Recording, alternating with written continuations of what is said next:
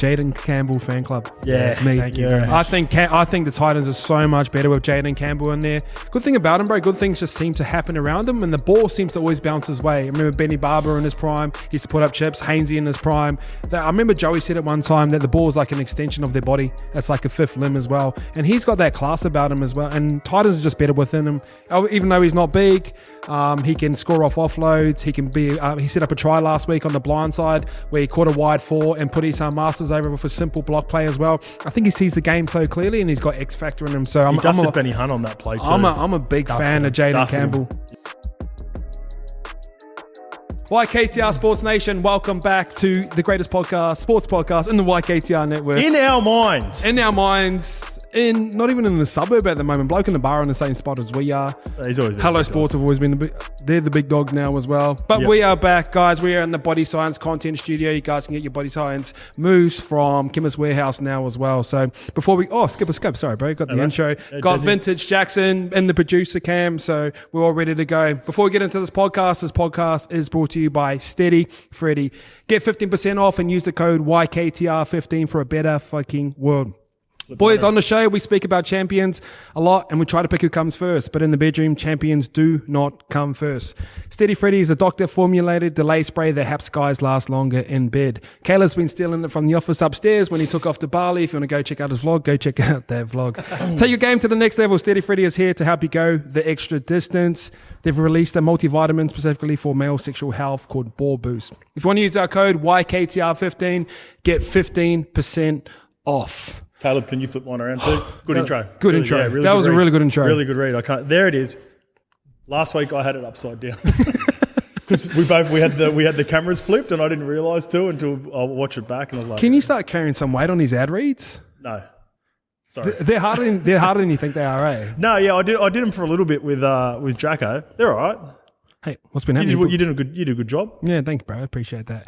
All right, guys, just going to roll straight into 3 of the best. Jackson, what have we got? Yeah, big week of footy, boys, but we'll start with Shane Flanagan off the top. And Scope, I think we'll start with you here, mate. So Shane Flanagan's basically put his hand up and said that he wants the Bulldogs job. It's kind of the worst kept secret in footy at the moment.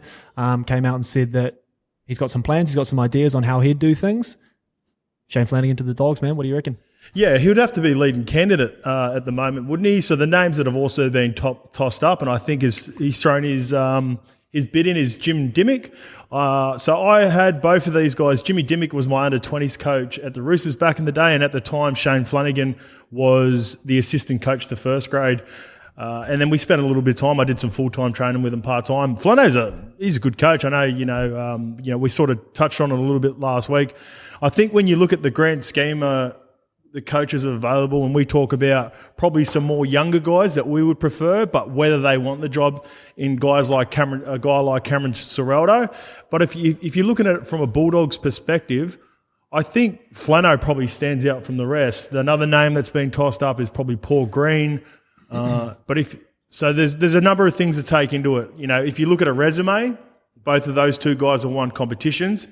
If Bulldogs want to bring that Bulldogs DNA back into it, do they look at a guy like Jimmy Dimmick, who was a part of the Dogs of War of the early 90s, early to mid-90s or whatever?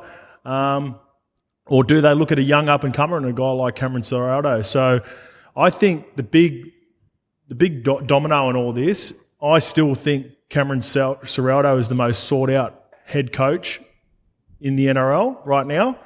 And I dare say, just my feeling, and people that I know within and around footy, everyone wants Ciraldo. So Gus would know that. He spent time at Penrith. He brought him through. He brought him through at Penrith. He's part of the system. I think he knows how good Cameron Ciraldo would be for the club. And also, when you're looking at it from the perspective like we talked about last week, in keeping guys like Matt Burton, Tavita Pangai Jr., who've also had a bit to do with Cameron Ciraldo, maybe that plays a factor. I think they'll do their due diligence over the next couple of weeks. For me, I haven't really heard his name too much, but I think Cameron Ciraldo would be the guy that Gus would want the most. But whether he wants to take that job, I'm not too sure. And then if they don't get him, then I suppose it leads to Flano. And the big one with Flano, obviously, is Colby in their eyes. Yeah. So what people don't realise about Cameron Serrato and Gus, they've had a relationship for a long time. And when Cameron Serrato signed to Penrith, when Penrith wasn't the Penrith they are now, when I rocked up and now sort of pretty much taking on anyone, a part of the journey that the Serrato and Gus had is they met halfway at the Maccas when he was coming from Newcastle, and there's always been a pathway, a line for Serrato to go into head coaching. And I know he's had a great job there, and I know Gus would want him. But if I'm Cam Serrato, I'm not too sure if I'm taking that job. Would you take the job? Knowing that Kikau's going, that Reed's going, you've got Matt Burton there that you've got a relationship with, your defensive coach as well. And I know Cam Serrato and Trent Barrett are really tight boys as well. And the same conversations that Gus would have been having with Barrett back in the day, Barrett's ready for first grade, coming to there. And I know he wasn't at the Bulldogs when he signed him on, but I think he tried to steer him away from that job. But Baz wanted to take that on as well. Baz and Serrato are good guys as well. So he would have seen the support that Gus would have thrown to Baz, but then also when things don't go well, and Serrato would have been there when Ivan Cleary was there, when Hook was there as well. True. So Gus knows that he's a good coach as well. But I think Cam Serrato also understands how Gus operates. Yeah, and I think that's what it'll come down to, their relationship. Another thing that hasn't really been talked about, I don't believe, is that I'm sure Gus was around. He wasn't coaching at the time, but he was part of making big decisions around the Roosters at the time. That Flano was the assistant coach at the Roosters as well. So they've got a really strong relationship as well. So I think it'll come down to that. It'll come down to the conversations that Gus will have with both of these guys. I think Shane Flanagan's a good... he can fill the spot here for now, much like Hook did for Penrith for a while. Like Gus said, Ivan needed a break from football, and he used them in there, and he sort of turned the series around until the right guy come along. So I don't think they see sort of Shane Flanagan as a long-term option. But I do think he could be a good head coach because he's a really good people person. I don't think he's too super technical. But with the technical element, you can have really great assistant coaches around you as well. So they always say that about Wayne Bennett. Like he's the people manager. He can get you up for a game. He cares about you. But he always has really good assistants that run sort of attack or run defense as well. So it could be a good option. I seen his comments on Kyle, and he said, we brought him through at the Sharks and I didn't think he was ready for first grade. I brought Matty Moreland, and I think maybe Jim Maloney was his comments, don't quote me. But he goes, I've got no problem with putting the right half in the right spot. And guys like Cleary and Flanagan and Walters, these guys have come up and their dads have been their coach. I think they understand and they want to be treated fairly. I think Nathan is a rare example because he's the best player in the comp right now. But if your dad is the coach, you want to be treated just like everyone else. You don't want any special favors, and especially at that level. The more you think about it, like when you just mentioned those names, I wasn't even thinking about that. But the beauty of maybe having your son in is it's the ultimate tool to keep everyone accountable, right? And so I've always said in the past, like the coaches that I react the most to, it's the coaches that hold everyone accountable no matter what they're on or what salary on, how many first grade games they've played. Come in the video, if he does something wrong, you give him a spray. If they're doing something wrong at training or they're late, they get fucking made an example of. I suppose if you got your son in there and you're coming down on your son or your son, isn't playing good footy, it's the ultimate way of showing the boys that he's legit. Yeah, fucking oath. Like if he's willing to drop, whether it be Jakey Arthur or Billy Walters or move Billy Walters from 5'8" to hooker, then you get a lot more buy-in from the rest of the group. It's a really important. It's their next hire is probably one of their most important. Like I don't. Maybe Serrato, who's a guy that we both really high on as well. But I think Bulldogs have just been lingering for way too long. They've got great players coming in. They've got their salary cap that's back intact. They're going to go on a buying spree. They're starting to get rid of some of the stock that they didn't want there before. But this next hire is going to be a really, really important one as well. And you could look at someone like the Cowboys and Todd Payton, and we were critical of him very early in the year, been proven 100% wrong. I've been critical of him early in the year, been proven 100% wrong. But great coaching can get, like you said, it's not always the superstars. They can get the whole team going as well. Yeah. I read a book from Tony Dungy back in the day, and he said good good teachers just don't teach A+ students. Yeah, you know what I mean? It's not hard. That's so. What obviously for people trying to explain that, I've always thought that some coaches have benefited off really good rosters. That's his point. Like I think the beauty of the best coaches, guys like Craig Bellamy, for instance, have been able to coach up some of these journeymen or lower ranked players and bring them up to the level. It's harder to coach a guy at the bottom than it is. Oh, of course. When you go into State of Origin, for instance, like that's the prime example. When you take all that in consideration, I'm sort of just listening to your eyes. I think Flano will get the job. Yeah. And I think apparently the word him and Mick Ennis. Mick Ennis, eh? Has he been tossed up, has he? As an assistant for Flanagan as well. That'd be a great... every time I listen to Michael Ennis, I've copped a bit of a negative feedback about his commentary last week. Only a couple, actually. But I like Michael Ennis, and he seems to have... He's been plying his trade in the lower grades as well. I know he's done work at the Raiders. I believe he's now at the Eels, working with the forwards, the hookers and that sort of thing. So that'd be a good little combo. That'd be something to be excited about. And Mick Ennis... They've won a comp together? Yeah, there you go. Yeah, they've won a comp together. They have a good relationship. The beauty of a guy like Michael Ennis, maybe he doesn't want to be a first grade coach too, which works perfect for a guy like Flano. So like you said, like technically he might not be the most sound, but he's got a real presence about him too, Flano. Like he's got a real aura. Normie loved him. Normie said like little conversations that he had at the Dragons would just, always felt like they were things that Normie needed to hear at the time. Yeah, he didn't execute it, Normie, but that's on Normie. But like I think a guy like Michael Ennis, because whenever I listen to Michael Ennis, whether it be commentating a game or just like breaking down a game, I always feel like he's got some really good points. So a little combination of them two together. Even though he's a really good player, bro, I feel like the players that weren't naturally talented usually make the better coaches. If you look at Craig Bellamy, if you look at Trent Robinson, if you look at Wayne Bennett, they were never superstars in their own right. Brad Arthur was a 13 in Q Cup as well. Cup, good coach. Toiler. Ivan Cleary was good, but he was never a superstar. Ivan Cleary is probably the better one out of all of them. Ivan was grouse. But just steady. Yeah. Maybe that's why I like Still Brown. Like nice and steady and just plugs away and does his thing and tradesman-like. Yeah. If you think it's going to be Flanagan scope, just a couple of questions to follow up on that. There is rumours going around that if he was to get the job, he'd bring in a guy like Paul Gallen as well. So him and Gal have obviously stayed pretty close since leaving Cronulla. He was at his fight and stuff like that. Is there a conflict of interest with those guys on TV? Like, does that ruin their Fox Sports deals or Channel 9 deals? No, that's why staying assistant coaches is perfect for him. And then that... Double bunts. You know what? Yeah, double bunts him too. Fucking...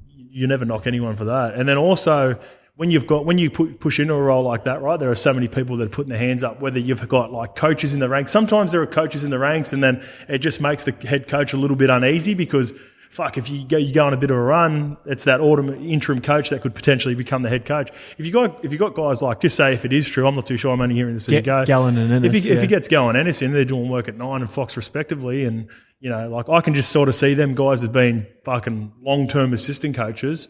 Fuck, that'd be the ideal stuff. That'd be grouse because then he can just go on, manage. He's got, like I said, he's got a real presence about him. He's got a lot of respect. I always found that Flano, he was that guy because I was in the under-20s and we didn't have the best relationship at that time because I was a young guy. He's one of those guys you just got to prove it a little bit. It's like he's got that old school about him. Yep. But then I met him over the years a little bit as my career went on, and he gave you some time now. Your first grader. Yeah, got along with him. Yeah, but like those guys, I think that might suit Bulldogs too, where they're at the moment. And another thing that you throw that into with a guy like Michael Ennis is he was sort of part of like a mini rebuild of they were going through a bad stretch after the Willie Mason, Sonny Bill, Rennie, Tong, all that sort of era.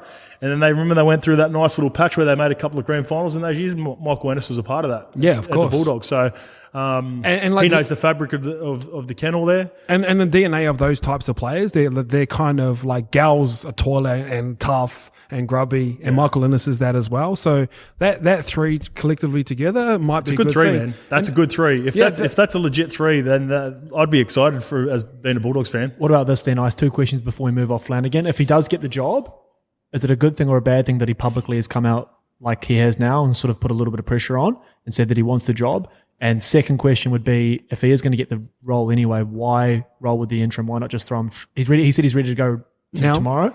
Why not just throw him straight in? If he's going to be your guy, why not just throw him straight in now and give him the back end of the year to sort of work with the boys. And I do like the public call out because a lot of people are running away from their job. So it I love shows that shit too. he loves I love it. He's got the accountability for that as well.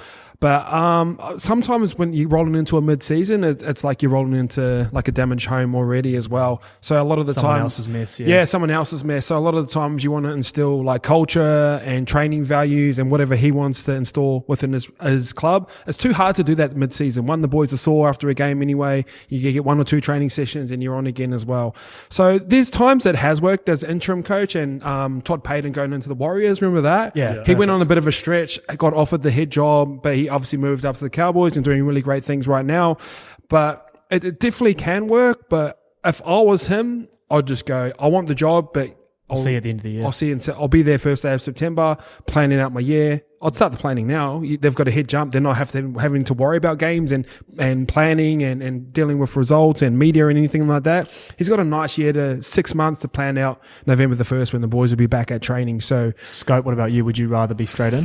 I think I'd rather be straight in. If I was Flano, if they're going to go that way, for sure. Like, that's the biggest thing. Like, they've named an interim because Flano's not the coach at the moment. So he potentially might not be the coach. But if, just say they announce it within 2 weeks and he's the guy, you'd want to be in the building. Yeah, I'd want to be in the building, making sure people people are feeling your presence, making sure you're implementing some of the principles, like some of the things that you're going to stand for as a club. I think those are built over pre-seasons though. Yeah, but and army camps and stuff like that. Yeah, but then once you get to that ice, I think rather than trying to build that in pre-season, then you can actually start working on structures and like the way you're going to play rather than trying to play catch up on it. Do you know what it reminds me of? My point of view, it reminds me of like when you're dating a girl and like, oh, we'll start getting serious, but like after summer, after you go on that triple way. I'm just going to Europe for 2 weeks. Let me go here, and then we'll start dating a little bit more seriously. So maybe they see it like that. So you might have a point there. Yeah. No, get it done. Get in the building.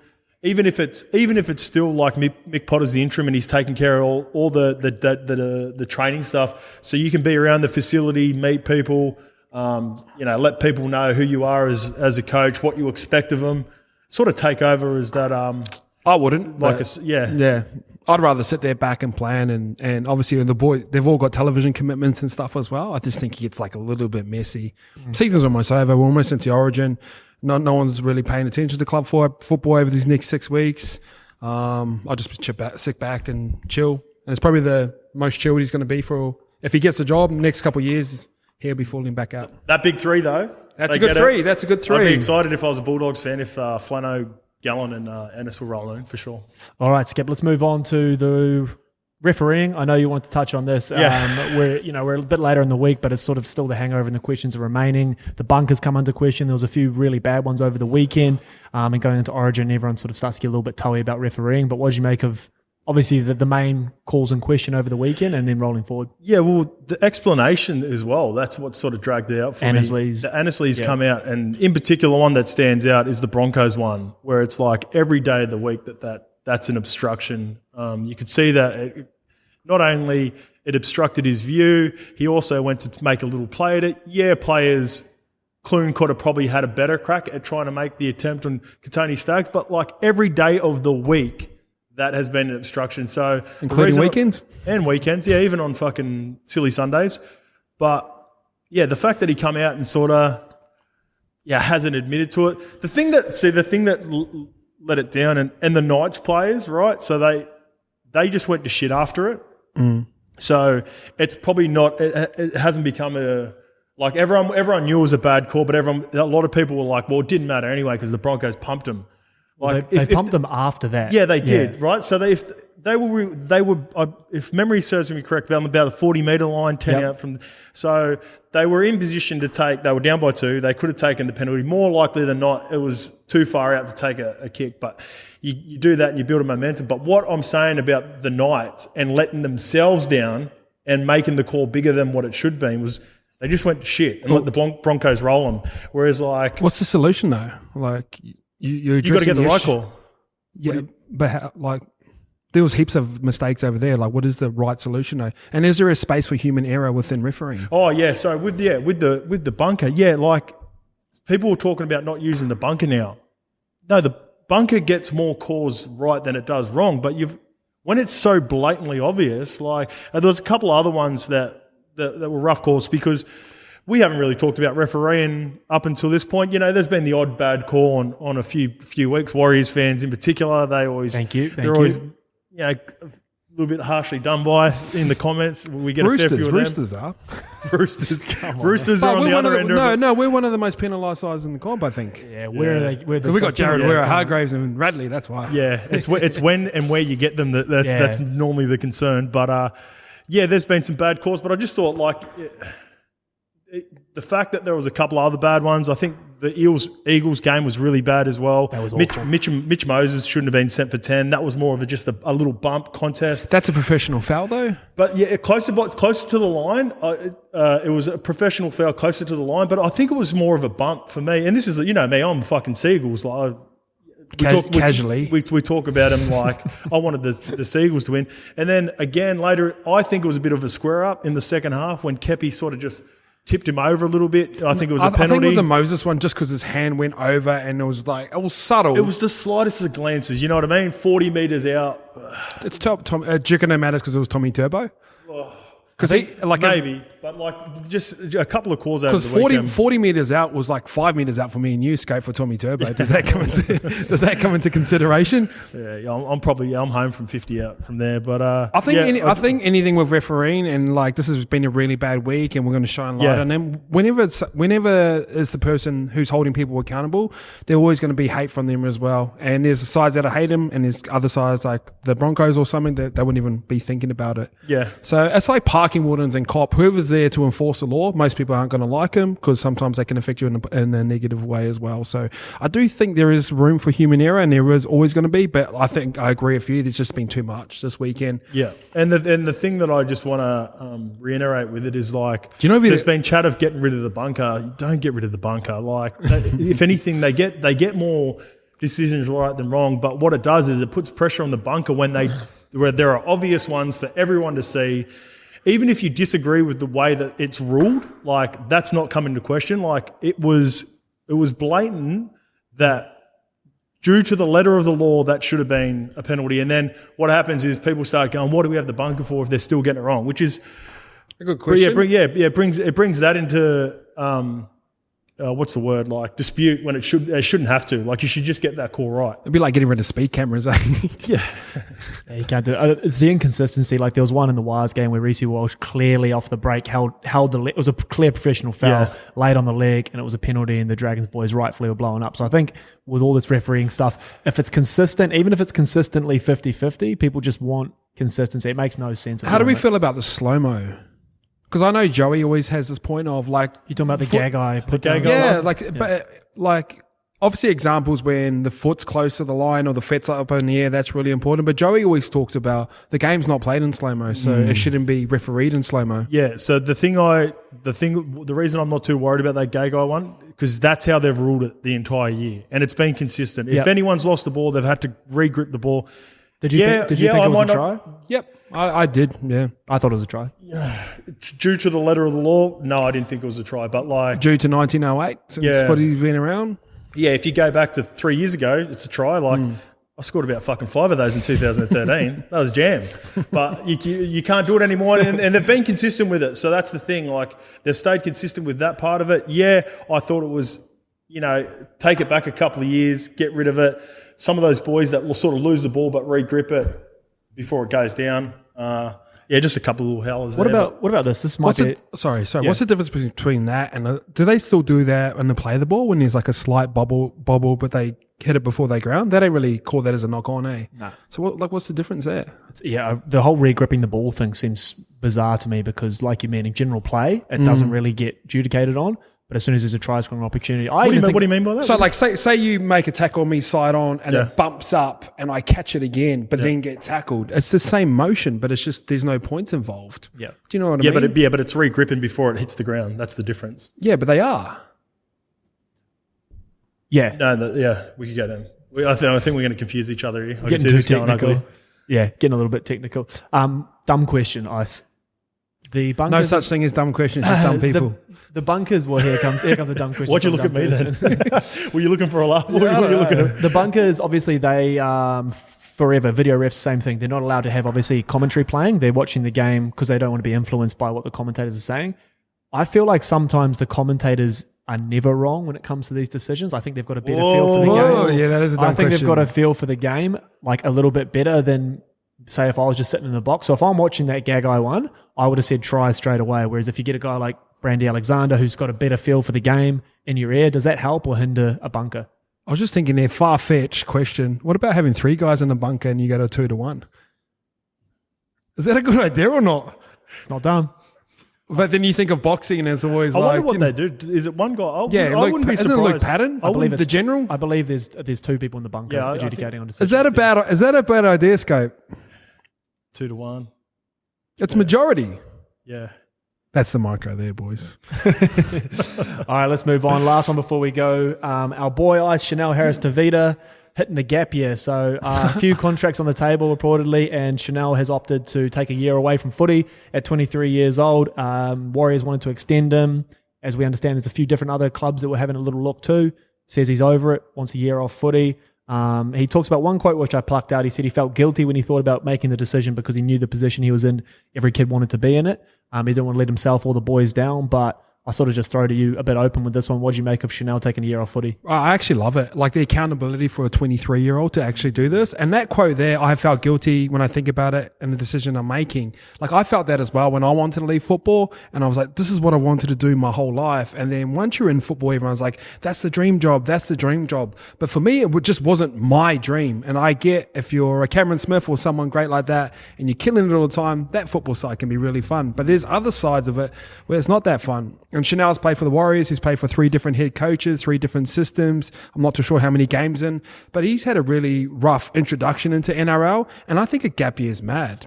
And our trip to, it's funny that we posted this, like our trip to Bali, the first time I went to Bali with Scope, we had a mad time. And that was the start of YKTR in my mind because I thought, I don't want to be playing football all the time. I want the ability to travel whenever I want. And I think it's a brave decision. I don't think it's guaranteed success that he comes back, but I think he is talented enough to come back. And I do think there's a half shortage. So a gap year might be great for him in terms of football wise, but a gap year might be great for him in terms of, I don't want to play football anymore. I just want to go live in London for 2 years and get on the piss and not have everyone judge me. So I honestly respect that decision so much. You also got to think a little bit like, I know this is just a bit of a trivial away from footy life thing, but Chanel has only been making money for the last 2 years where there's been COVID. Chanel's never travelled in general, just as in terms of life experience. So he's probably looking at, his mates now starting to travel who aren't in footy. I don't know. Maybe it's just a life experience. I got that itch when I played. Yeah. You get that itch when boys are on the piss on a Friday and you got a Saturday game as well. European summers hurt when all your best mates are over there cranking it. What did you make of it, I Scott? will apologise for it, Bali, when you brought out the camera and told me to jump in the pool and start vlogging. I was like, what are you doing? It's turned out all right, by the way. You know what it reminds me of? I played with Eric Groth Jr. when I was at Parramatta. And Guru, for as good of a player as he was, played Origin, played for Australia, fucking like carries a doom. Like, rugby league wasn't his passion. He loved his music. He loved like life away from footy, and he sort of started getting over off seasons. It was a little bit later in his career, but Guru ended up going over and having a gap year. He went and got a band together, I think, with his brother and a couple of mates, and they just were going around the Sydney scene and hitting it for a little bit. He ended up finding his love for the game again after that. He ended up coming back and playing for the Sharks, if you remember. He finished his career at the Sharks. So it's not the end for Chanel. I like it. I thought about my situation again from playing at the back end of my career. It was a little bit at the end where I was like, I ended up going overseas for the same sort of thing because I got to the point where I could have stayed in the NRL for another year on a relatively okay contract. But I decided I just wanted to go over, play some footy over in France and then do a bit of travelling as well. So I got to scratch both. His one seems to be writing, which is pretty cool. Like he's into his literature. Is that what they call it? Chanel is. Yeah, that's what he's big on. So travelling, writing, all that sort of stuff, blogging. I knew you'd love it. Like once I seen this story come out. So I'm happy for him. And look, I don't think it's the end of Chanel Chanel's NRL career. I think he might legit have a gap year. I want to podcast him, bro, so about to bad. say, I really want to podcast him because we'll reach out. Yeah, that reminds me of me because I was really big into reading as well. So within reading, I got very diverse and had different interests as well. And I found myself going into football conversations at coffee, and we were kind of just talking about the same things as well. So I used to always hang around like the older boys, like Nate Miles, and talk about business and stuff like that. And it was a big transition for me to come into the space that we are now. So I really respect that. And so do I. One of my favorite guys in football was Arian Foster. Yeah. And he's like, he sort of moved into the podcast space. I used to always read articles about him. Like, I remember him having an article about being atheist. And at the time, that was kind of like very taboo. Yeah, American sports, massive. You don't talk about that, but he'll go, so if you don't believe in God, do you believe in the devil? He goes, if I don't believe in a God, why would I believe in the devil?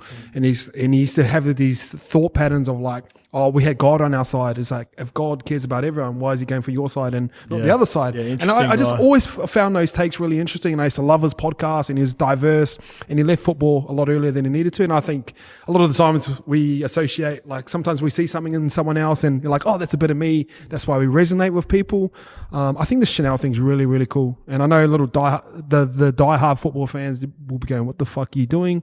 But there's no shame. There's no guilt there. Shame is how you see yourselves in other people's eyes.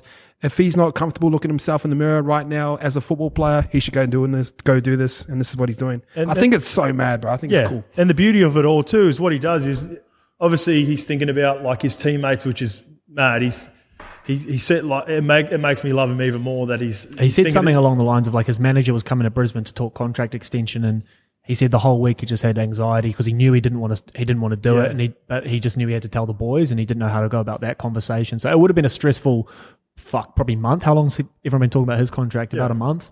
And the beauty of it is, like, just say he doesn't go to that club, or doesn't say the Warriors. He's been a good teammate because he gives someone else an opportunity who really wants to be there and wants to make their mark and play consistent NRL. So good on him. I wish him all the best. If you're putting your testicles on the line for the boys, you're going to go. Speaking of rolling into, were you going to use that one as well? I was going to do that too. Manscaped are the king of the crotch comfort. Manscaped has spent 2 years designing the most comfortable boxers briefers out there. I've had the honor of testing these out, and they are the grouse. They've even trademarked the dual pouch name so you know it's serious.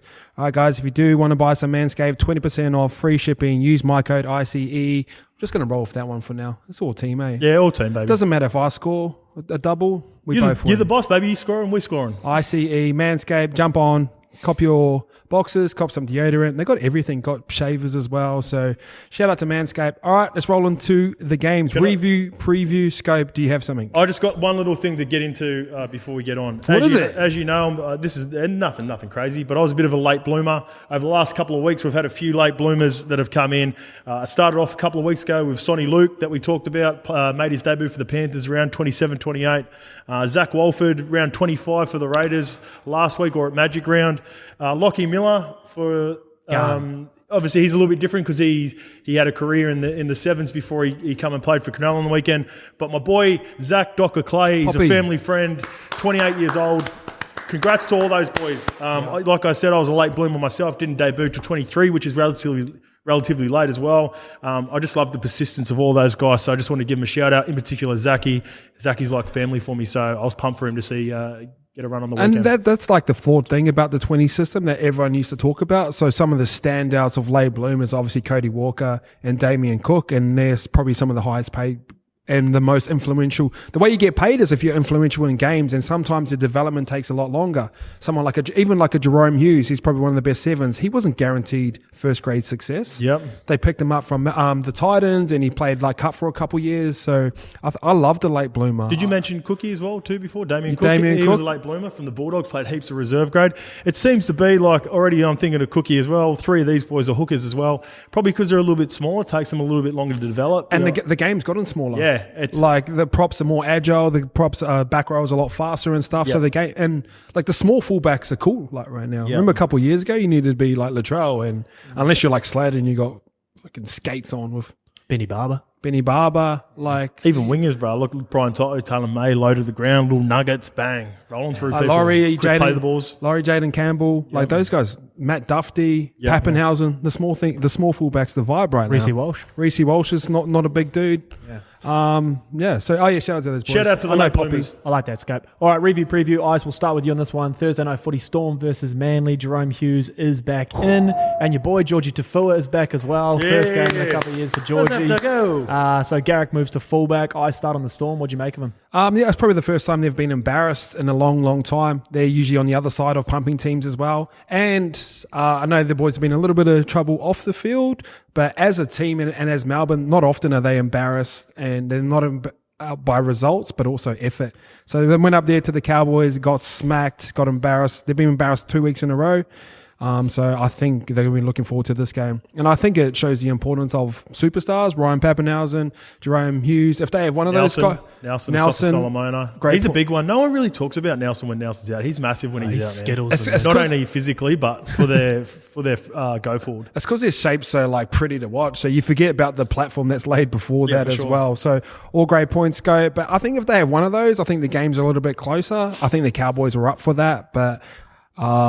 they'll be pumped for a short turnaround and going up against them boys from the Northern Beaches. Skip. Yeah, before I get into some constructive criticism for the Melbourne Storm, because I know they're big on that there. Shout out to Xavier Coates, back-to-back try savers. Last year he had one on Dane Gagai, if you remember, chased back down. Having guys like that in your club, that's what Melbourne are made of, and I thought that effort in particular to hold up, was it Val Holmes who broke away? It was Taulagi, I believe. Magic Murray. He's on fire, Magic Murray. We'll get to him a little bit later.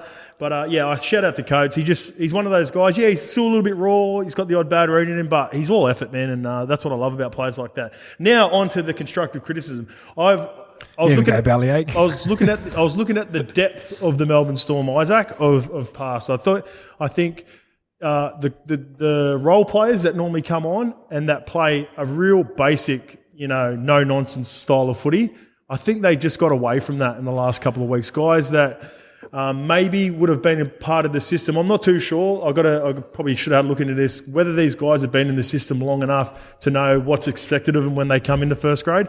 Yeah, the big dogs made a lot of errors as well. You can't shy away from that. Some of the bigger players in our boys, Prez and Cheese and even Harry, had a few stinkers. But I think normally what you get out of the Melbourne Storm role players is they come on and they really simplify a couple of offloads. Even, Tui, he's more established, but he had a couple of bad, uncharacteristic drops for him. He normally comes in, carries the ball really well and obviously gets them on the front foot, especially with a guy like Nelson missing.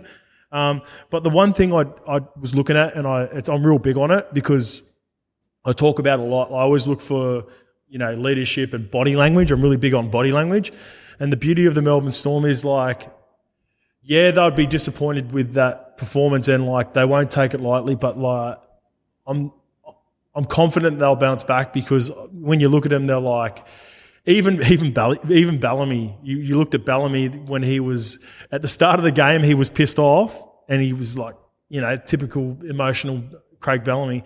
By the end of the half, he just went, fuck, it's just not happening for us tonight. And it's not like they gave up, but you could just see that, all right, can't wait to fucking get the video. Can't wait to get to training this week. It was almost that. It was yelling and screaming ain't going to do anything. The boys went rah-rahing against each other. It sort of just looked like, fuck, we need to get through this game and then we need to address it. And then they're coming up against the Bird Gang this week. Yeah, Cowboys, sometimes someone's just got the hot hand on the poker machine, and no matter what they hit, it's just going to keep going off. Yeah. And you've got Melbourne in the back corner just putting money in and tapping away. It just wasn't working, and sometimes that happens. You'd rather that now than later on in the year, September, October, when it really matters. So, but shout out Cowboys, that was good. Fuck, Stephen Kearney tears me when he has to sit there next to Bellamy. He's chilled too. Blowing up, and he just sits there like that, and then he's got to translate it down. So Bellamy fucking blows up, and then Mooks just leans over and goes. It's always been a giggle to watch because he's had obviously Kevin Walters. He looked rattled, Yeah, Kevin was always fun to watch. Mooks is cool as about it, bro. Yeah, Mooks is he's the most laid back. Yeah, he's like, we talk about that line, Ice. He's third gear, baby. Yeah, he starts to look a bit weathered at the back end of his coaching stints, but within what we do. Behind closed doors, he's always just he's one of the better looking coaches, Mooks. He's a bit slept on. He's glamour. He's a good looking dude. Yeah. What about the Bird Gang? We obviously haven't touched too much on it because it's a little bit removed now. But obviously Turbo out for the season. Scope. As a casual Manly fan, what's your as a fair weather Manly supporter, what do you make of it? Storm 13 plus, baby. No, I'm only kidding. You would too. That's the thing. That's why it's not even a joke. It's disappointing, Isaac, that this has happened to and not only as a Manly fan, you know, like as you're not a Manly fan. You're a casual Manly fan. As you know, Isaac, let me talk, please. That you've got Isaac. I don't know why I'm calling you Isaac in this episode. When you know when your mum says your full name, you're in trouble. No, I think, you know, obviously I've got a slight little favouritism towards Manly. Everyone knows that, and Parramatta for Planet Parramatta. But I enjoy so many more teams. Like, you know, I love what Magic Murray and Ruben Cotter are doing at North Queensland. I've loved what the Prez and Cheese do at the Storm. Like, I'm a fan of the game now, and that's what the disappointing thing is. We've lost last year's. Apparently, I say this wrong. Daily M. Daily M. Oh, is it? It's not a daily award. Yes. Someone corrected me in messages. So it's Daily M. Yes. Daily M. All right. So it's like when people call Daily Dale. Bro, he gets so angry. Yeah. I shouldn't say that on this because everyone's going to start going Dale. We're missing out on arguably the best player in the competition. A lot of people would say Nathan Cleary's the best when fit. Yeah, so like I said, arguably. We're missing out on one of the premier players in the competition, and that sucks from a pure, like, an NRL fan to see him. Do you put a line through Manly this year without Turbo? Oh yeah, they can't win the comp without. Like, fuck. Where can they finish? Oh, Teddy. Sorry, boys. 5 to 8 easily. 5 to 8. Yeah, 5 to 8. 5 to 8 is reasonable. Because they've still got a good roster, man. They've still got good players. Ruben Garrick has played really well in the stint that he played for 2 or 3 Daily weeks. Cherry Evans. They got Chairs. Fozzie will want to go out on a high. And the thing is, when I wrote down when I was watching that game against Manly, we'll get an indication of where Manly are at straight away because you know what Manly are going to toss up in the first 20 minutes of a game. So, like, whether they have a hangover effect from Turbo's news or, you know, I think they're going to be up for it. I really think they're going to be up for this game. I don't think it's going to be a blow-away, but I think Melbourne will get him in the end, just with a little bit of class with the players that are coming back. With Jerome Hughes is, again, one of those more underrated players. I think, he's obviously a massive in for him, and he'll just straighten everything up for him and give him a little bit more composure. And then I think that Prez and that left edge, they always go well against Manly, and that right edge has been suspect for Manly. So I think they'll have a crack. Prediction ice before we move off. Matt touch on Manly? Yes, please. Obviously thoughts and condolences go out to the Hello Sports boys who are actually genuine Manly fans. The season's in for a long one, but with Manly, they've still got a lot of points in them, and they always have. They score from different types of shapes, but everyone is just going to have to step up a little bit more, and you can't just rely on DCE and Jakey and Fozzie, but it's a great chance for Joshy Schuster sort of to come in and take over. Georgie Tafour's back in. Then wingers look exactly the same, so you're going to get front foot carry as well. You're going to have to find ways, and Cherry Evans is a very smart half. You can actually find ways where you can give Garrett into a 2-on-1 position instead of 3-on-2s as well. But there's enough shape around Manly for them to score plenty of points. It's just, do they have the resolve to sort of defend him as well? So, like Scope, I enjoy watching Manly play. I always have. They've always had an expansive style of football from as long as I've watched them. But they'll keep rocking up and keep turning up. So, but I do think Storm will get him. I think Garrick's a nice fullback, man. Like, obviously Tommy's a giant out, but I think Garrick, he's done a job there before. I think they'll be all right with him at the back. The good thing about Garrick, he's solid, but he puts points on the board. He not only does he kick goals, he can score them as well, and he can stop them. So that's footy's measured in points.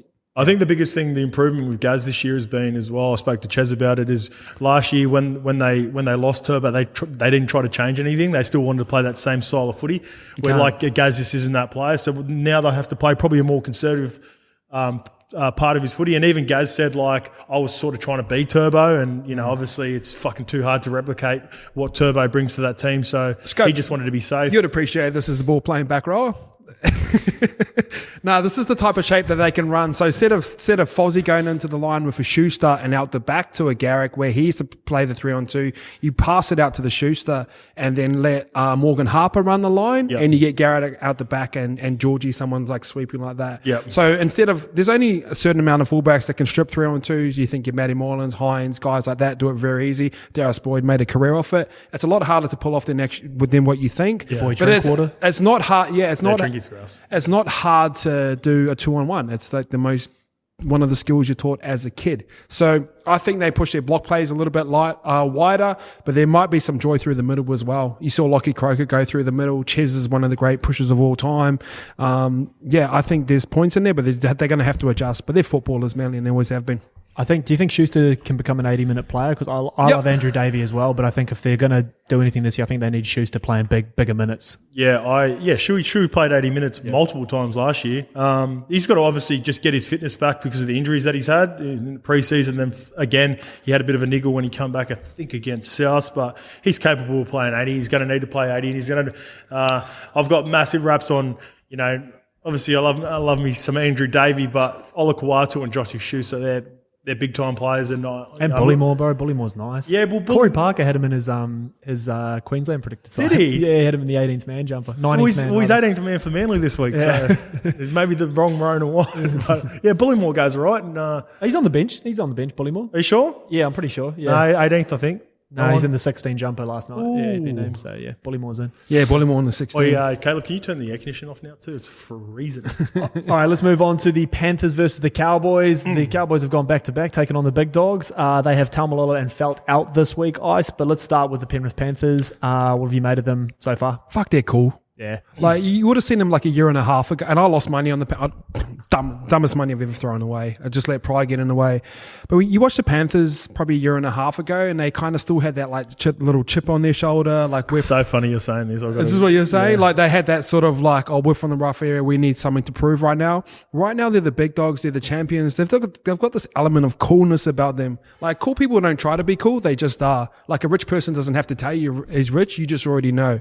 They're winners. And my favourite thing about them at the moment, probably Viliami Kikau. The effort that he's putting in, it's so obvious. And you see it on TV, but it wasn't until we're at Magic Round. And it's the stuff that he can do everything in the game. In my mind, he's the most talented back rower. But those effort things that he's doing, like flying off the line, putting on the shot, kick pressure from that first marker, it's so glaringly obvious. And another one to wrap on Jerome Luai. I know he scored a double on the weekend. He's had multiple different edges and over the past 3 years, and they've always been try scorers. He's had Matt Burton there. He's got Isaac Targo and Taylor May there, and they're my crush at the moment. They're two cool guys that don't look like they're even trying to play football.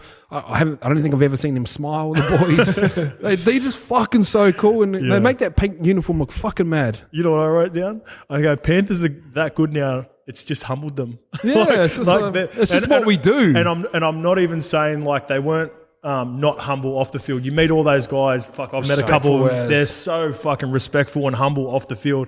But they had a bit of shit about them in the last 18 months, which Ice is alluding to. You go back to obviously the one that stands out is that Canberra Raiders stash where they're getting on Joseph Tarpany now.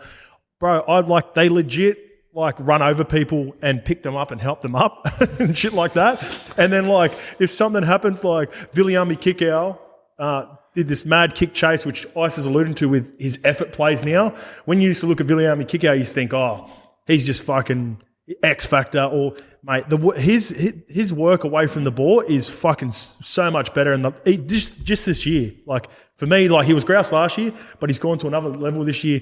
But they put in a little kick. Nath was drifting across the field, put in that little grubber. I thought Kickout was going to score. Teddy come from nowhere, got it, and he smoked Teddy. And he even just give him a little pat on the head and helped him up. They're that good now. And it wasn't derogatory as well. Nah. It wasn't you can give him a little pat on the head and go, yeah, whatever, kitty, give him that, the basketball one. Sun him. You're too small, don't you? It wasn't that. It was genuine.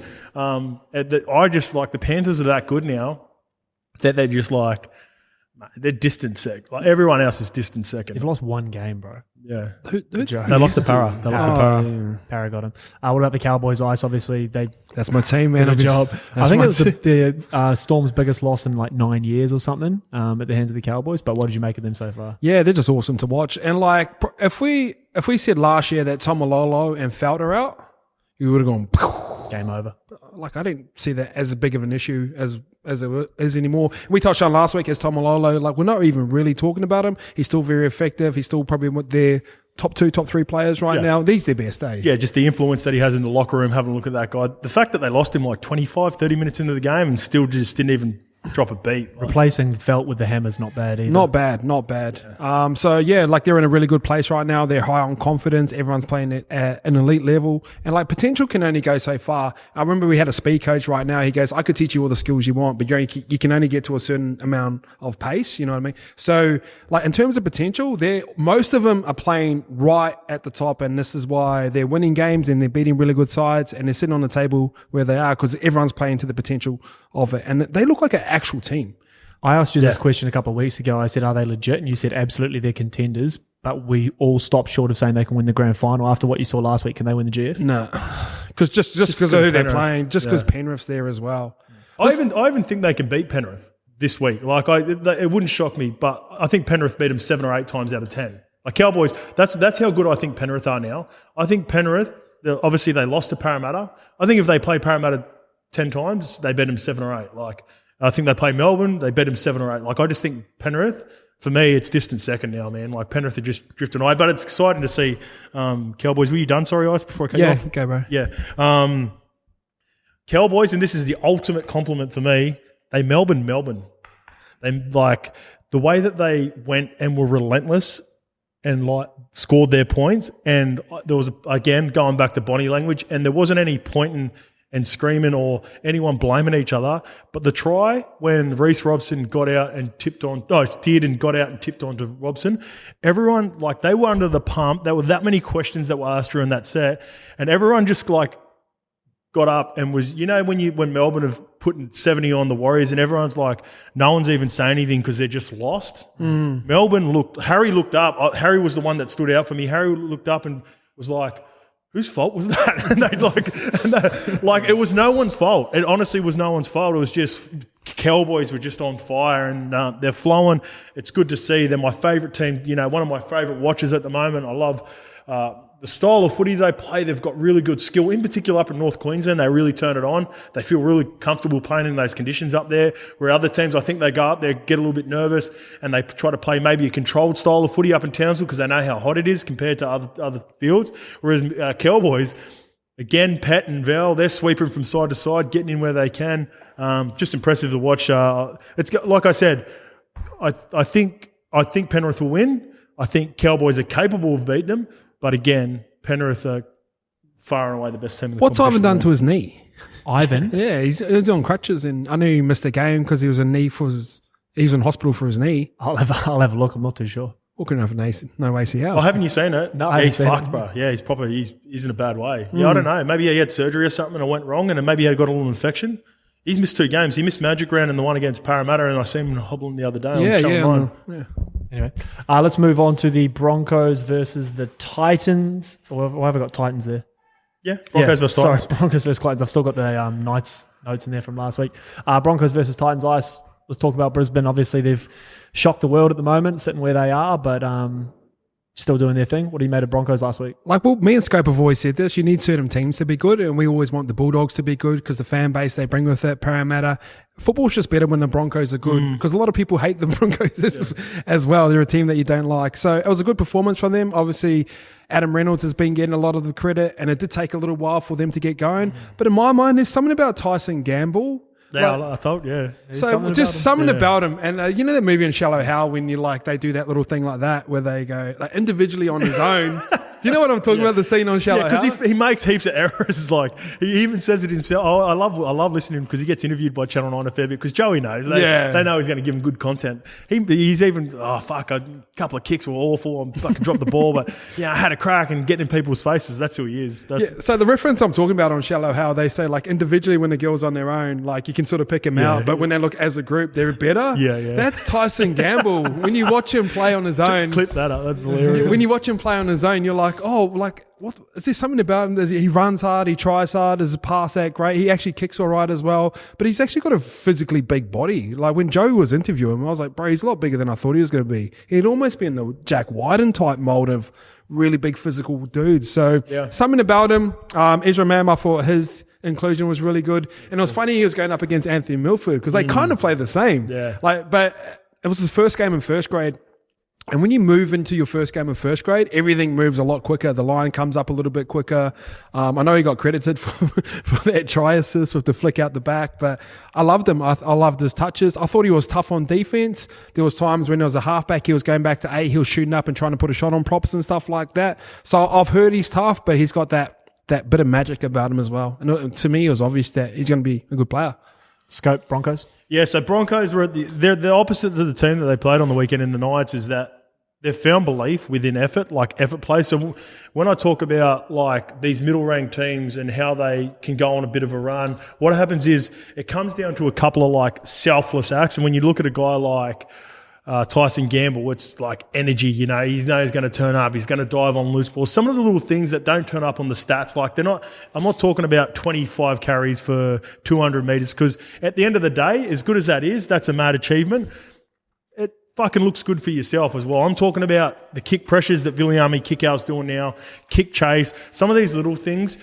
It's just across the board for the Broncos now, and you can see it. It's so infectious. And again, going back to body language again, when they were losing to the Knights, not losing, but Knights should have been up a lot more than what they were in that opening first half. Knights, you know, they're the opposite of them.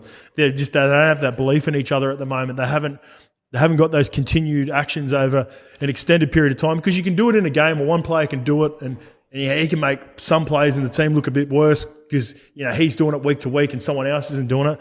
But across the board, they've got that buy-in from all the from the whole team, and it's showing up because, again, when you look at the Brisbane Broncos, who were we talking about before? We were talking about Jason Tomolai standing out. At the start of the year, if you were saying like Broncos are going to have a crack, going to have to be monster games from Payne Haas and Katoni Staggs. Fuck, they're playing good. Don't get me wrong. Payne Haas is still getting through his work, and he's Payne Haas. Katoni's he's been all right. He's been out. His mate on his right's fucking going really good as well. And if I ever thought Herbie Farnworth's the gun, shout out Herbie just re-signed as well. So shout out. Yeah, shout out Herbie fully loaded from fucking Lancashire lad. But yeah, like at the start of the year, if I said if Broncos are any chance, they're going to have to be monster games from Katoni and Payne, and they don't. And the beauty of it hasn't been at the moment. It's just been a collective buy-in from the Broncos, and like you said, again, they're one of the better watchers to watch. I think we got stuck with fucking 5 Broncos footy companions last year, and we were just ended the footy companion. Oh, bro, they were fucking the worst watchers. But I love watching them play now. And Titans now, rolling on to the Titans, they're sort of looking like that team. There's a couple of actions I've seen in the last couple of weeks. Yeah, they lost to the Sharks. They sort of, grinded their way back in. But there are a few actions that I'm starting to see within other guys in the team.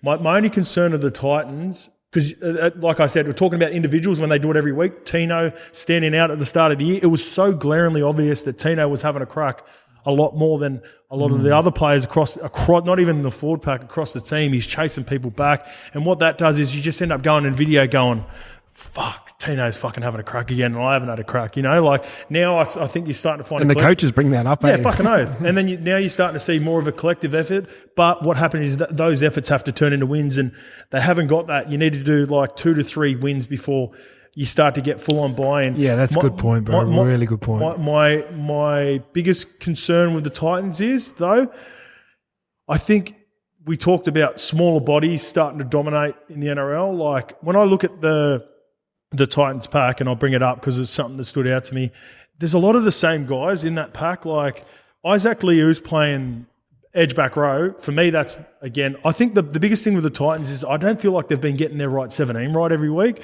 Isaac Liu's the fucking grouse ball. Like he did his best work through the middle. Everyone can remember that from his Rooster days. But you don't take away Tino, though. It's only because David Fafita's out, I think. He's been named in the 23, though, David Fafita. Yeah, so he'll roll back in. A couple of big number 23s were in there. Who else? Xavier Willison I wanted to talk about as well before we get in there, I remember. But like, they've got all the same body. So whether it's... I put my boy Bo Firma in there, man. I love me some Bo Firma. No, Bo Firma is an edge back row. I'm talking about the middles, right? Apart from Tino, you got Fodawaker.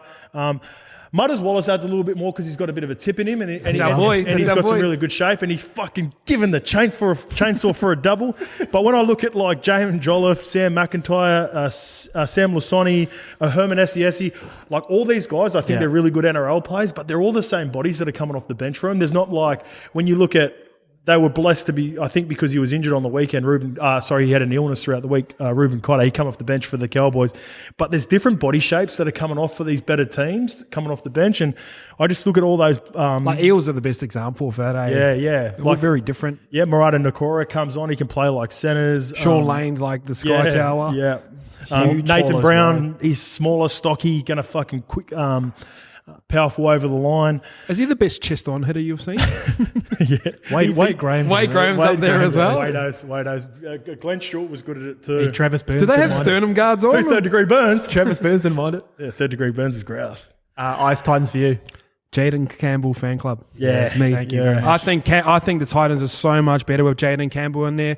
Good thing about him, bro. Good things just seem to happen around him, and the ball seems to always bounce his way. I remember Benny Barber in his prime. He used to put up chips. Hainsey in his prime. I remember Joey said at one time that the ball is like an extension of their body. It's like a fifth limb as well, and he's got that class about him as well. And Titans are just better within him, even though he's not big. He can score off offloads. He can be. He set up a try last week on the blind side where he caught a wide 4 and put Isan Masters over with a simple block play as well. I think he sees the game so clearly, and he's got X factor in him. So He dusted Benny Hunt on that play too. I'm a big fan of Jaden Campbell. Yeah, and Benny's fucking no slouch. I'm a big fan of Jaden Campbell. So yeah, I think the Titans. This is going to be a good game. Obviously, Queensland local derby. They're up at Suncorp as well. So I think the Titans will definitely get up for this, and I think it's going to be a little bit closer than people think. Yep. Jaden, he's physically looks a bit stronger than even at the start of the year for me. Jaden looks like he's... I reckon he's core strong because like sometimes when you got core strong, you get like balance and you want like awareness. Remember Wayne McKinnon, bro? Like he was never a big dude, but he seemed to be able awkward. He's awkward and he seems to be able to throw people off. He's another one for that conversation we had about the awkward guys to tackle. He'd be right up there. Just like a swerver. Like he should swerve through gaps rather than step you. Like it was just like... And then palm you in the face. Yeah. Yeah. 07 Wade McKinnon, one of the great runs. Yeah, and this, like I said, number 20, the two big number 23s, David Fafita, obviously, if he comes back in, he's a massive in. Hopefully, where do you put him? Bench or start him? Scope, before you answer that, you both spoke about how you've been so impressed with Viliami Kikau and those effort plays that he's brought into this year. Is that some of the frustration that people probably have with David Fafita? Is that the stuff that they're talking about? Because I've obviously always been the big David Fafita guy. Like I love having the home run hitter. I've always said that. But if he was to incorporate some of those kick-out plays that you've seen this year, is that all that he's sort of lacking at the moment? Because those guys are so physically gifted. I put them in the same boat in terms of their physical gifts. Yeah, and like skill set. And Tavita Pangai Jr. is probably another guy that falls into that category. But yeah, like the thing about those, the thing about effort, it doesn't require talent. Yeah. And maybe as a coaching staff, they celebrate the wrong things. I know Ivan's always been big on defense and 1%ers. And sometimes it's bringing those things up in video. It's not about showing the beautiful shape and the boys over in and Toto's over in the corner and scoring tries. A lot of the times when we used to do video, he would go back to maybe early on in Isaiah Yale's career, and he'd go, this is the reason why we were able to score that try in the corner, because this pass here was perfect from Isaiah Yale. So we used to celebrate those small things like that. I'm not too sure at the Titans where they're in a position right now because they're not getting results. Sometimes it's highlighting the effort things, and it's not so much just all about Tino, but maybe it's highlighting the smaller things for David Fafita and pat him on the back for those type of things instead of going, fuck, how good's NRL highlights when he's scoring 40-minute tries, because he's got that in him, and not many people can do that. You know, David Fafita reminds me of, bro, and I'd like to know, because I've never asked this about like teammates of his and what he's like around the club, but he reminds me of Inu, bro, Chris Inu. And the reason that he reminds me of Inu, they're different positions, but I used to sometimes, when I played with Chris Inu at Parramatta and Catalans, I used to try to get him pissed off, to get angry, but he was such a nice guy. Like, he was so cruisy. Sometimes when I see David Fafita, I don't think he's late. Like, some people, call him lazy or say he doesn't get involved enough. I just think he's just like, sometimes when I watch him, I was like, fuck, he's just like, seems like just like cruisy, like good, not like nice dude. Like, and even when like people, so when he would come off the bench last year, people would try to jam him, and he sort of would just laugh at him, and it reminds me of Inu. So like people would try to come and jam Inu, because he would have been, you got Scope and Inu on the right edge. Do a number on Inu, and you look after that edge. So they'd come in and like try to put a shot on him, and Inu used to just stand there and like smile and laugh and like really not get that aggressive. I think that can be sometimes a frustrating thing as a fan of the Titans, and if you love David Fafita, love to see him just get angry, get pissed off at people. Like there's a bit of criticism over the last couple of years on him. he's still scoring 18 tries. Like, he's still capable of taking a scoot from 50 out. Tony Williams used to remember have that type of Rexy's narrative the same, about bro. him. Bro. Rexy's the same. Like, Was Dave Taylor similar or a different sort of? Dave Taylor. I played with Dave Taylor. He just. I don't know. He's just in his own world, Yeah, bro. Physically though, he had fucking everything. What, the Gatorade bottle in his pants? Yeah. No. Like, I played with Dave Taylor again at Catalan Dragons. He's physically the most talented player outside of Hainsey, probably because Hainsey like transitioned into like massive performances. But like the shit that Dave could do every day, He could kick off both feet, bro. Kick off both feet, cut out torpies. pass either way. He'd do a chip kick in a game in this, I know it's Super League, but he chipped like 50 metres out, regathered, stepped the fullback, like no one even touched him. I remember in an interview once he talked about like the dream halves pairing of all time, and he said himself and Darren Lockyer. It was like a serious interview too. Bro, he's just a genetic freak, bro. He's a monster. Even outside of his pants, like his hands. Like when he holds a can of beer, bro, you can't see the can. It just it just covers up the whole thing. Bro. Shout out to the ball boost at Steady Freddy. This is him having That's like a 4X. This is him having a pint. Pint of Guinness at fucking Magic Round. Oh, yeah, it's funny you bring up Chris Nunu because I look at someone like Sal and Cobbo right now, and obviously both very physically talented, but had great starts to their career, and body shape too. And made football look fun. Like they score tries, and like they know where the camera is. They always look up at the big screen. They've always got a big smile across their face. Like Sal and Cobbo's making football look fun. I remember Chris and Nunu used to do that as well. Yeah. Not many people play a test match after one game. Yeah. And his first Gary. Inu was a freak, bro. People forget. People forget. Hey, man, he dragged my boys to the 2011 GF. I know. Don't worry about that. Yeah, fucking. And he played in 4 grand finals, bro. Paul Cunt lost all of them. Before him, oh, that's my boy, bro. I went to school. Chrissy Ian is my boy. I could say. Before we move off that, is it the Samoan James Graham? Is that a fair statement? Yeah. He lost plenty, I think he lost. Did he lose 2? No, so he lost 1 at the Bulls, so 3. And 7 lost at the Warriors St. and lost at Parramatta as well. But yeah, James Graham lost a fucking shitload. That yarn that he talks about last year when he talks about the pilot. Yeah. As he goes, I felt like I was on the plane again and the pilot's walking out crying or some shit like that. That's one of the great analogies I've ever heard. I've seen him at a sports luncheon before and talk about it. Fuck, it's hilarious. He's so good, man, at sports luncheons, James Graham. There we go. All right, we'll get a prediction out of you before we move off this game. Ice, Bronx, Titans. I'm going to go against the grain. I'm going to go Titans. All right. Jaden Campbell fan club. Scope. Mudders Wallace, back-to-back first try scorers, baby. Bring out the chainsaw. You going Titans too? No, I'm going Broncos. All right, moving on. Waz versus the Knights. Chanel Harris-Tavita is in. That's my boy. Fresh off the back of the gap here. And so is Clifford. Clifford is back in. Clune out. Ice. Where are you going? This is a classic shootout, I reckon. I'll go results first. I do think Knights are going to be a little bit like... I thought Kalen's starting to come into his own right now. He's affecting games. He's putting points on the board. I thought Anthony Milford, welcome back. His first 60 minutes was really, really good.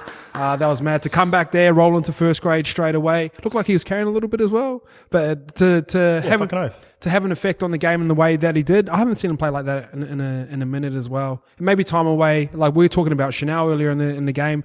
Maybe force time away from the game and makes you realise the skill set that you have. And yeah, I thought the Knights...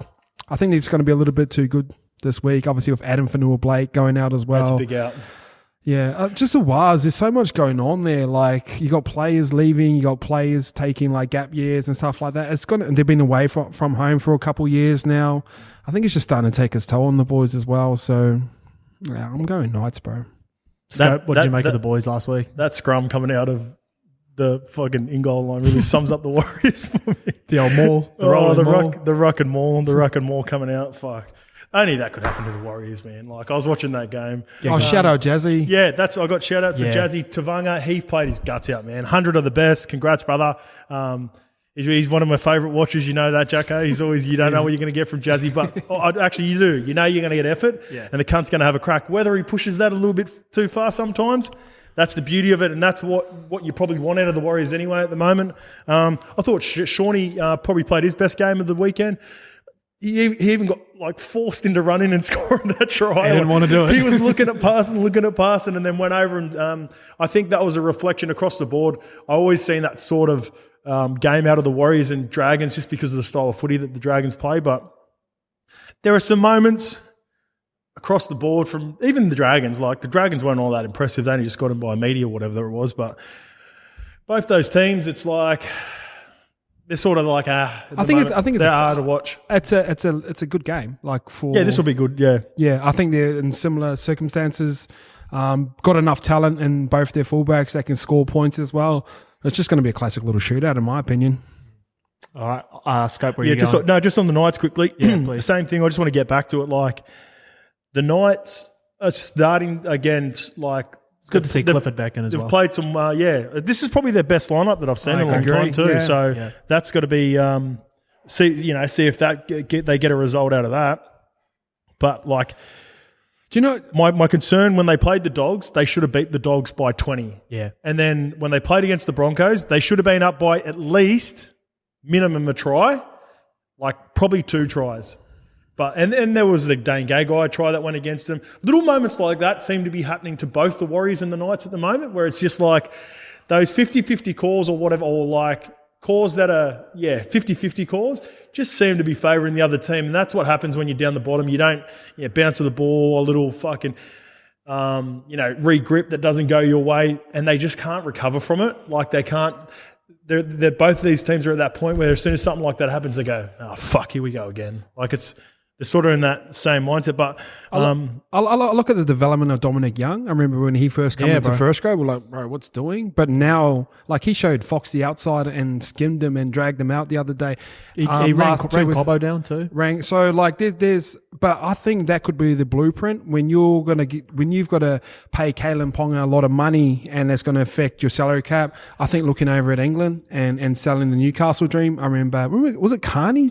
Remember the Brian Carney? Carney, I remember he come over and played with Joey and that. I think the Canberra mould that Ricky's looked at is the mould that the Newcastle Knights need to look at. And you talked about this last year with the Tigers where you got to start looking overseas to England. Hastings and Gildart. Prime examples. I think Newcastle can follow that template of looking over at the UK, getting some young dudes and dragging them down. Apparently, they're looking at Leon Price's young fella. I think he plays for Huddersfield. He's a gun. Fuck, Leon Price was a whip. He's a whip, but his son's young and he's killing it right now. Had a few years of Leon Price at the Catalans. 10 years. He's a good fella. And apparently Will Price is legit. So I don't think Newcastle's a tough sell. A lot of those Pommy boys, they're homebodies. They don't really like to leave. Like once they're in their town or their village, they stay there. Yeah, Dom Young's from Huddersfield and he'd be around the same age as Will Price. So I'd imagine that they might be boys. Could be a little combination there, get him over. Newcastle's not a tough sell when you've been living in the north of England, respectfully. You lived in Wakey. I like North of England. I lived in Leeds. Don't put me on show. I'm putting Wakey on show. And they love me over at Wakely as well. No, they don't. Yes, we got a lot of fans from Wakey that message me all the time. Are you Wakefield till you die? Fucking cats till I die, baby. Cat life. I always get it because it's Wakefield. I know I am. I'm sure I am. I'm Wakefield till I die. It's Wakefield Trinity, and I always get on the Instagram page and put Cats for Life like on it, and everyone goes, "We're Trinity now." And blah, blah, oh, are they? Yeah, they want to be Trinity. Did you guys sing the team song when you were there? Yeah, the team song was grouse, bro. We were 5th, and we were coming 3rd before I left, and then been downhill ever since. Baby. Was that after round 1? That's what happens when you lose a bit of leadership. The locker room guy. They didn't realise. Scope, who wins? Wise, Knights. No Fanua Blake and no Lloyd. Yeah, no Knights because of those 2 big outs in the forwards. Big Jazzy Tavanga.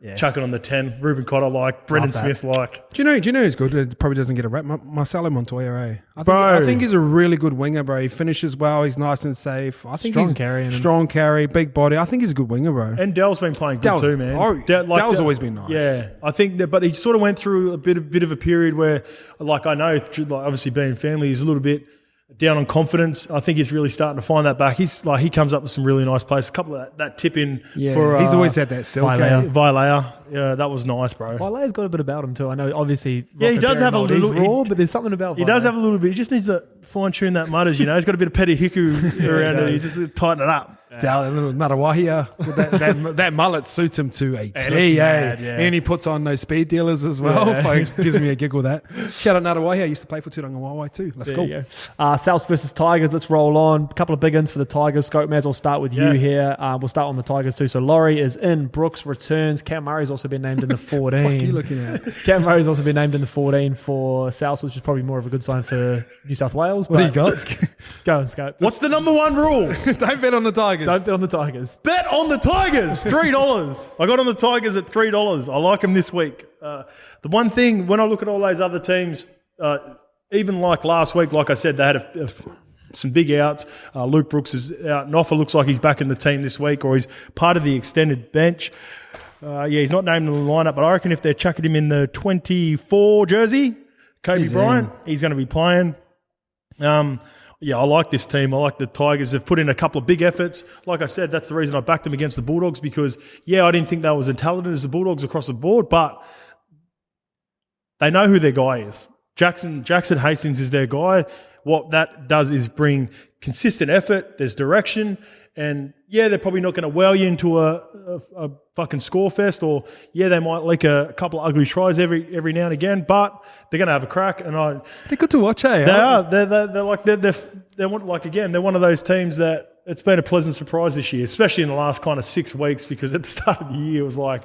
Yeah, they're in for a long one, eh? We were going to say, are the boys even going to win a game? Yeah. No, they've got a really good side. Yeah, like you, I'm on the Jackson Hastings bandwagon. Luke Brooks comes in. Laurie. They're starting to look like a really good... Dane Laurie's the big one. Yeah, huge. They're starting to look like a really good side again as well. So I thought their game on the weekend was good enough. Yeah. They were doing it relatively easy, in the first half. They're getting through. They had a bit of a scare there in the second half. The Bulldogs got a little bit close, but I never really felt like they were in danger. I think they've got a good grip on it. And like I said, that comes back to direction through they sort of just know who their guy is. Oh, shout out Fat Money Brown too, coming off the bench, scoring a double. He was in our office earlier in the year and he was filming content for the Reborn Boys as well. So he's into videography and all that sort of stuff. To see him run on there and score, influence the game. He got a double. And put points on the board. Really good win. Yeah. So Rabbitohs.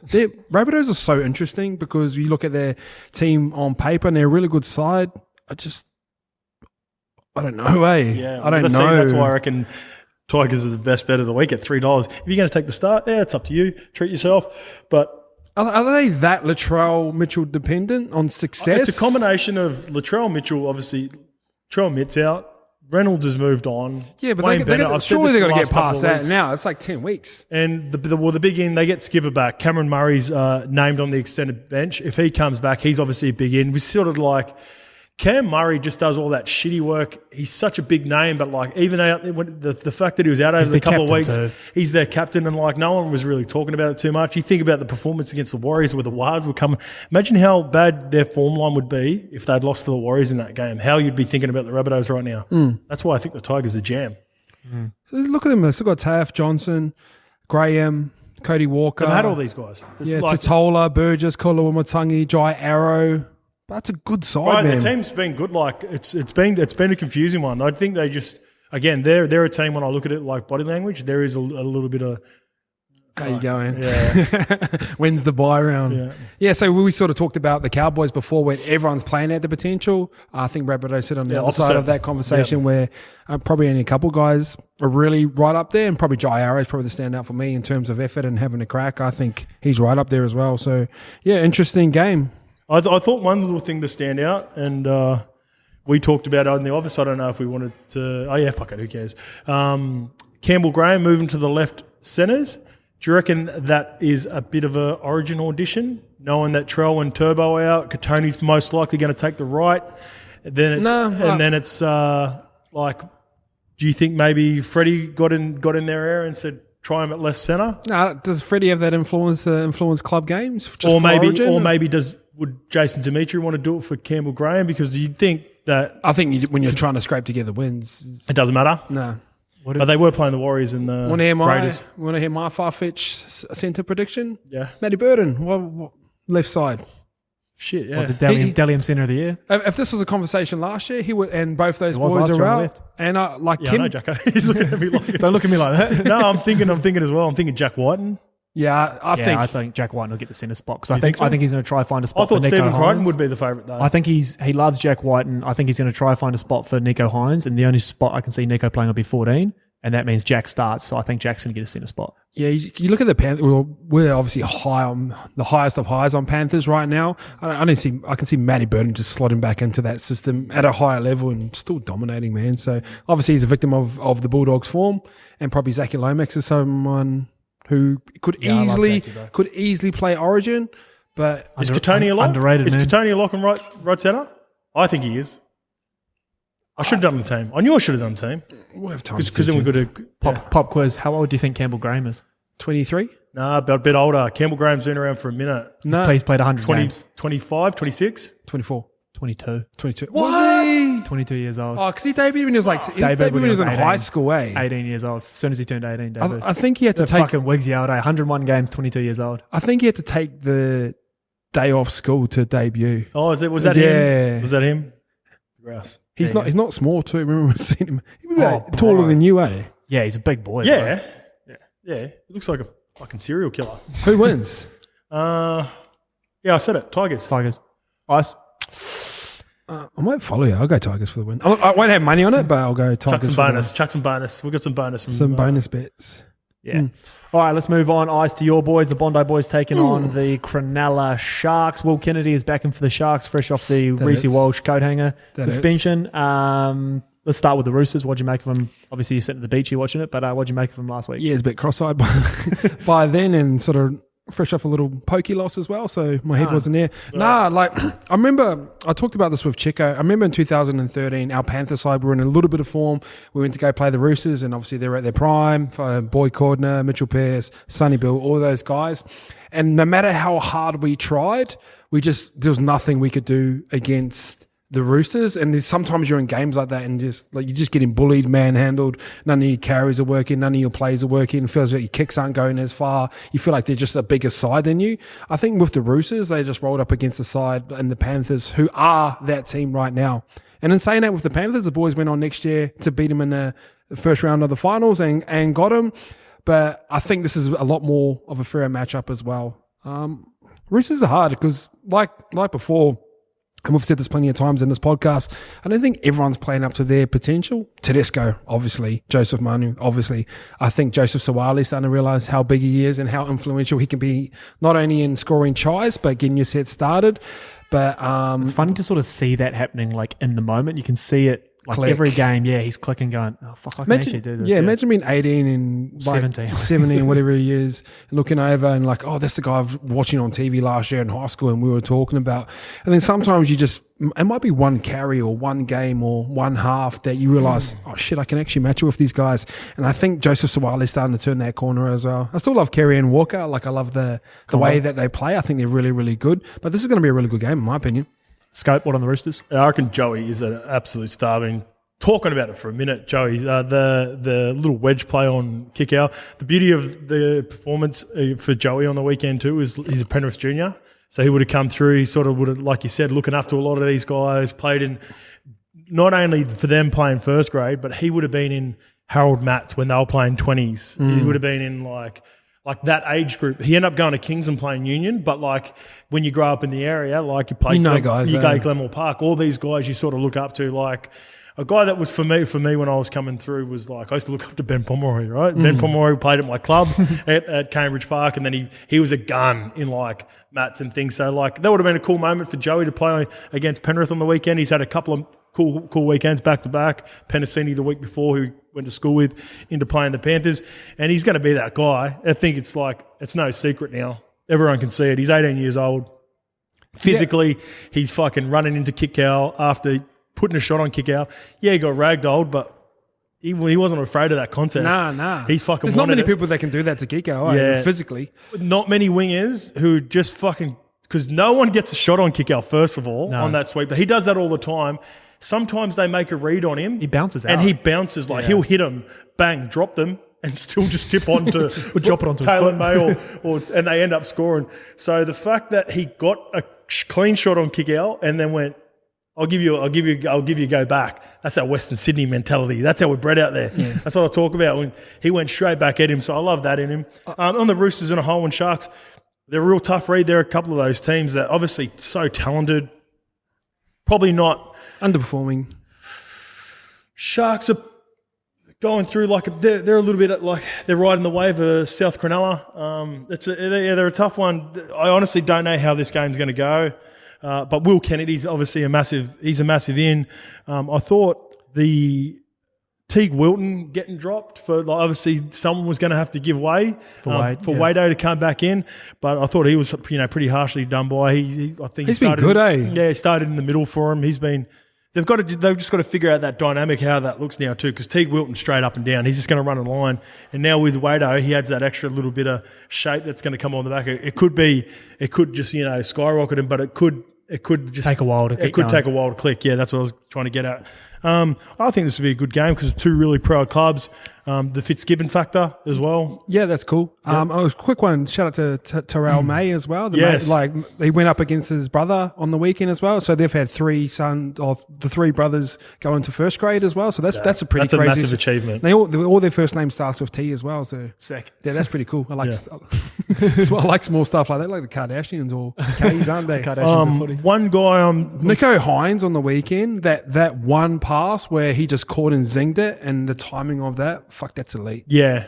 I think when Nico hasn't had his best game, it's just collapsed for them in the last kind of month or 5 weeks. So I think the game that stands out for me is against the Broncos where Little Ren, the pest, he instead of letting them have that sweeping shape, he come down and cut it down before it would get to the chance for guys like Sifa Talakai to be so dominant like he was the week before in that Manly game. And I think it started a little blueprint and people started to put pressure on Nico Hines and Raiders did a little bit too where they got a bit pesty. I don't think they were coming from the halves, but the back rows were shooting on Nico, trying to put him under a bit of pressure before he can, get that nice little fan sweeping shape where he gets to dictate terms. I think if teams give him some space, he's going to put him away, but I think teams have realised if you can put Nico under a bit of pressure, it sort of just throws out the dynamic of the Sharks, and it'll be interesting to see how the coaching goes. One guy I'm disappointed that Scott dropped back to the bench. He played his first game. I've got a massive rap on his Egan Butcher. I think he's going to be a real player for them. I've got a massive rap on him at the Roosters, and he goes back to the extended bench. But I think I just like Egan Butcher, and I didn't even know he was playing because I didn't see him on the extended squad until he was out there last week. But it's an interesting little period for the Roosters coming up, like with that. Not so much this year, but also over the next couple of years as well. Like a lot of their packs are getting older. Takiaho's off. Jared be 32, 33 right now. So they've got some pretty important buys coming up. It's not a tough sell, the Roosters. They usually get who they want, but it's going to be an interesting little period for them as well. Speaking of bad refereeing calls that weren't, do you see Jared blown up after he coat hanger Fisher Harris? Tough call. Bro, he fucking punched him in the face. And he was putting it on the ref. Fuck, he tears me, Jared. It wasn't fair, though, let's be honest. He's just got this, the way he stands over referees, because he's a vet. He's like, Jared's been around. He's got to be fair, he's got a sternum guard on as well. So he looks like he's standing over someone more than he is. Yeah, he's always walking around. He just makes me laugh. Because it would be frustrating for him because he's been through all the grout. He got him out of that shit period originally before Robbo come in and transitioned him into the powerhouse that they were, and they won 3 comps. And now it's a transition period. He's getting a little bit older. He's getting a little bit more frustrated. Remember, he used to have that real shitty penalty in him that we seen a little bit of that. Yeah, it's starting to hint back in because he's starting to get a bit frustrated with the way that games are going. But he's kidding himself. I don't think he was even going to get sent for 10 originally, but he put it on the ref. The sternum guard, bro. It was the sternum guard. It wasn't trying to stand over anyone. Icy back in the Roosters. Yeah, of course. Scope. Sharks. Yeah, Indigenous round. Feels like Nico Hines going to put on a clinic, so I'll go with the Sharks as well. Before we roll on to the last couple of games, we're reminded this podcast is brought to you by Earn You. Isaac, the funnest way to combine cryptocurrency and gambling. We could sit here and explain it all to you, but the link is down below. Jump on, have a play. Chance to win real money, flex your sports knowledge. Earn You. Hit the link down below, have a little flutter. Let's go. Skip, let's move on. Last 2 games, Bulldogs versus the Dragons. Josh Adokar is back in. Should we just go to the Raiders and Eels? Speaking of Indigenous round, there's probably no player outside of Fox and Nico Hines that sort of embrace this more, at least from a media standpoint. They like to front them up, but they love this shit. Let's talk about the Bulldogs first. Scope, what'd you make of them last week?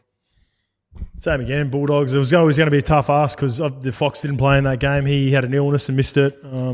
He's a pretty influential guy in their team.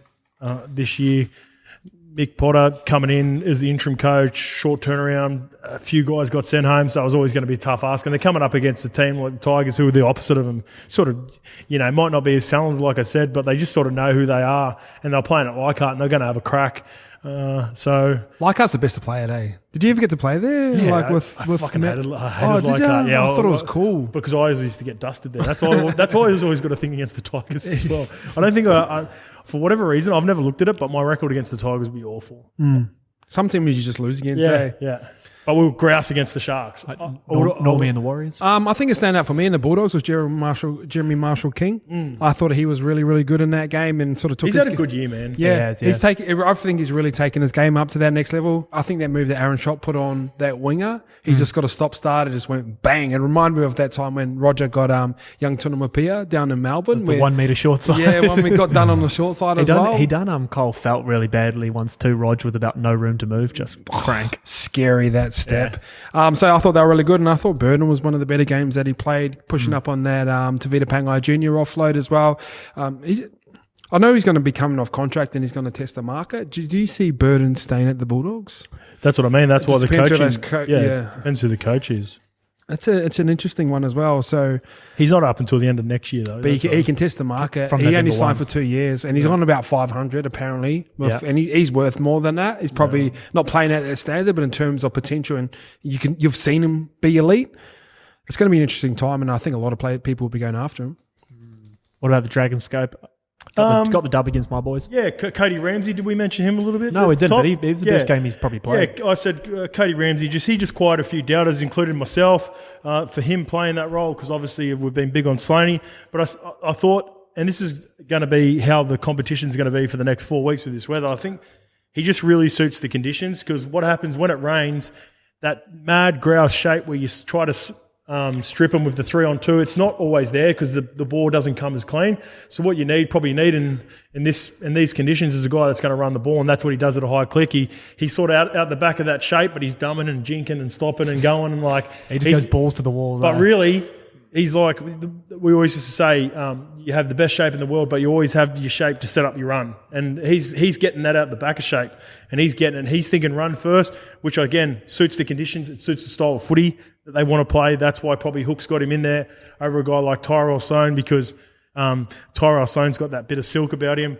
Moses Simbai at the 9, which is pretty interesting. Yeah, well, Moses played there and Jaden Sullivan come off the bench, but Chainsaw's back on the bench. Andrew McCulloch, he'll come back. I'd probably dare say he'll swap start. that around? Yeah. I dare say he'll start and Moses will come on as that. You don't really see McCulloch as a 14, eh? No. Just nice steady 9 and start your game, can kick to a corner. 80 of the best, Chainsaw, 50 tackles, 1.5 carries.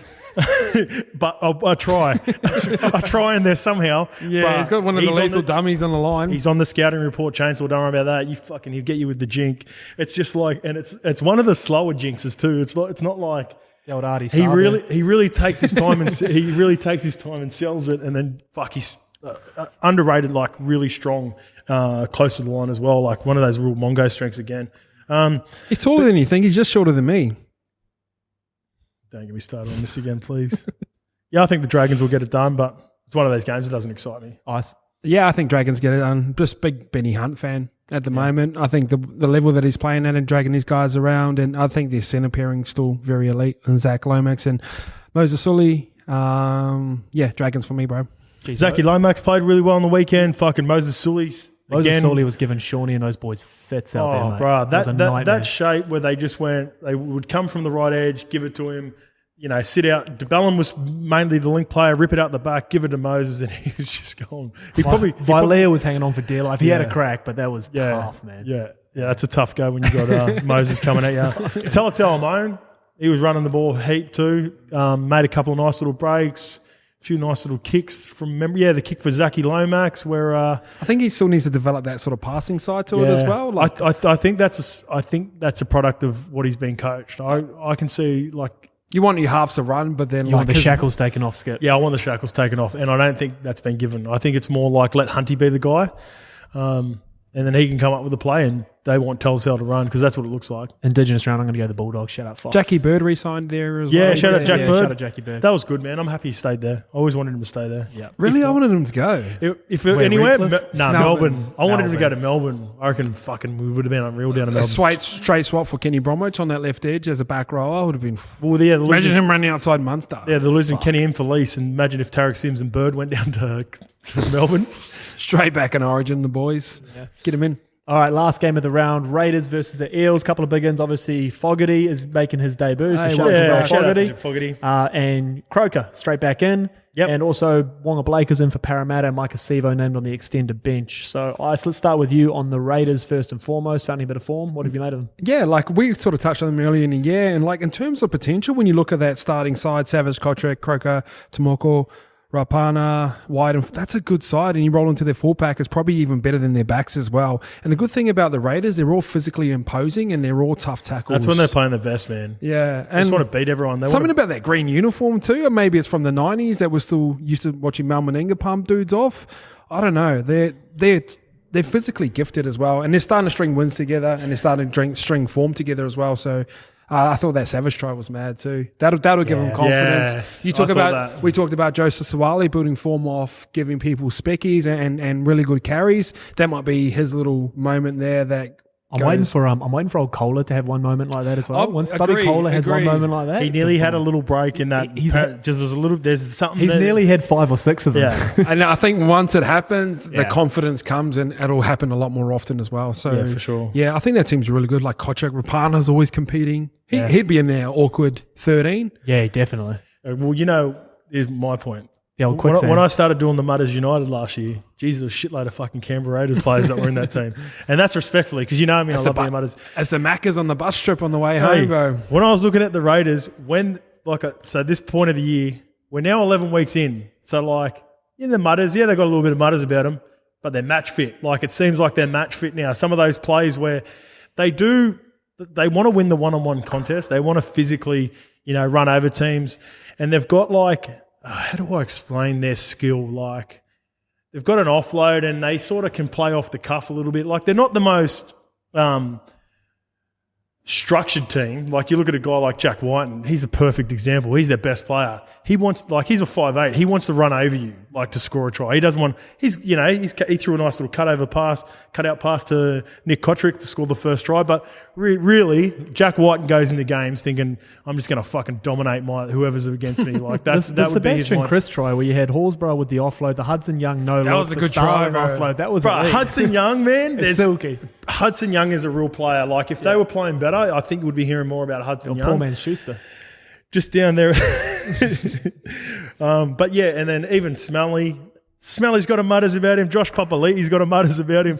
Jordan Rapana's got a mutters. Even Mutters Croker, Skipper Croker, he's got a little bit of a mutters about Jamal him. Fogarty's ripped. Yeah. And then they got some fucking best biceps in footy. You got then you got Kotrick and Jack White, and then just got absolute, physically gifted, strong men. And like we spoke about Rapana being awkward, I think Canberra are just an awkward style of play. When you watch him, it's you can't really do video on him because a lot of their good tries do come off strong content, then an offload, then Rapana gets it, then Savage will get it. You know what I mean? It's hard. It's hard to game plan and defense for those types of teams. Yeah. I'm trying to think. I was going to give him the ultimate compliment and call him Tyson Fury. How do you do video on Tyson Fury? What he's going to do in boxing? But that's the extreme. I was trying to think of a UFC fighter. But this will be a fucking mad game. 100 good Sunday game. I think this is I talked about Parramatta with their physicality in the Penrith games. I think this would be a real physical battle. Man. Listen to a bit of Uber Eats, man. Good little Sunday. Rest up. Yep. Parramatta. Yeah, old Forrest Gump, life's like a box of chocolates. You don't know what you're going to get with them. But they're up there with one of the most talented sides. And I think Mitchell Moses, obviously I highlight Nathan that's my Dally pick, man. I'm telling you. Is he? That's my Mitchell Moses. That's my Smokey. Is he getting quicker? I feel like he's getting quicker. I don't know how. Yeah, I don't know. Yeah, I love watching Mitch Moses play. I love watching Dill Brown play. Obviously, we're big fans of Guffo. And I do, as someone who doesn't have any emotional attachment to Eels, as a whole, as a football fan, I love watching them play because they're exciting, eh? Yeah. I love their four-pack as well, but I think the Raiders are going to be up for this as well. I think Raiders might have a good little record. I remember when Norms was playing that. Scope talked about the West Tigers. I know, I'm just making up numbers there. I'm going off normies. He goes, they used to always struggle against teams like the Raiders. I'm not too sure. Yeah, I can't remember. Yeah, that's why I don't want to say it too clearly because someone's going to fact check me and fucking pull me in line. 7 of the last 8 or something, yeah. Yeah. But I think it's just going to be a really good game on the Sunday. Just to wrap up, like I said, roll into a bit of Uber Eats. Might get a pizza, Scope. Yeah, one of the... Sorry, the Opacek, is he in for... So Sivo's coming in? That's what I was just going to get to. So 5 weeks ago... last week, yeah. 5 weeks ago, they didn't have a fucking outside back that had to pour Jakey Arthur in at 6 and move Dylan Brown to centre. Now they've all come back at once, and I think Micah Sivo will come back in. The way I see this team going, I think Wonga Blake will move to Tom Opicic left centre spot, and you'll see Sivo back on the wing. Micah Sivo back on the wing. Is Bailey Simonson under pressure from? No, I think like he's nice and steady. I think that right edge is a lock. You think about that right edge and how poorly it's been over the last couple of years. Defensively, they've got it sorted over there. Yeah, a couple of tries here and there, but nowhere near as bad as it used to be. Fergie Ferg got 4 on the weekend. Yeah, Fergalicious over at fucking Lee. Where is he? Lee Centurion. 4 tries and a backflip. Penasini over in the Simonson, I think they're really happy with how they've been going. Tom Opicic's always been that guy that's sort of been left out when the team's been full strength. Even when they've had Murata Niokora, who's playing back row for him this week, even when he's been back and healthy, and they've had to move again, Madison back to the bench. Is something there you reckon, I don't know. I can't see it, man. You got to pick him every day of the week. Isaiah Papali'i, But he does, he's been unreal off the bench. So maybe that's what BA's looking for. Like how important 1 to 17 is this day and age. Maybe he's just looking for that X factor off the bench. You wouldn't like it if you're Madison, but he still comes on and has a massive effect on the way the game's played. Like, yeah, he's an influence in games. Yeah, I think he has like 20 carries. Like he averages close to like 15 to 20 carries. Feels like he's always got the footy on his hands. And then racking up about 150 metres. So, and then like you look at the reserve side, they're like getting their squad back together. They've still got some really good like Bryce Cartwright, Jakey Arthur, Mitch Rain, Sean Russell was good in that first game. Agree. In the trials against Penrith in his first game before he got copped that knee in the back, he was playing really well. So yeah, I think you need a good 24 now or at least 23 players who are rock solid who can play first grade, and those guys have got some reps. Obviously, Bryce has proven it now. Like you'd think he'd be playing a bit more, but the boys are just in form as well. So. Yeah. I know, it's a really good side. The Fogarty one, we sort of just, I don't know, did we touch on it too much? Fogarty, good to see him coming back and playing. Everyone was This is the Canberra roster that we all thought at the start of the year could do something. Yeah, obviously Hodgson without chance. But. Yeah, Hodgson's missing, but like a lot of people thought that Fogarty was going to unlock the best of Jack Whiten. Oh, what's happened to Corey Hardaway Hyder? How come he's in the reserves? He's just been dropped. Yeah, I think he's been dropped, bro. Oh, but I think he's been really good from the past 6 weeks. Might have just had a bad game. Yeah, I missed that as well. Who are you going? Fuck, it's a hard one, man. Down to Canberra. I'm going Canberra. Canberra on a Sunday? Yeah, if it was at Bankwest, I would load up on the Eels because they're like 10 times better at Bankwest. But it's a long weekend. It's the last game of the round. Be starting to get cold there about 5 o'clock at night. This is 100% the team that the Eels, I feel like, based on the form this year, that will trip up on. Like play Bird Gang with Gutho's 150th.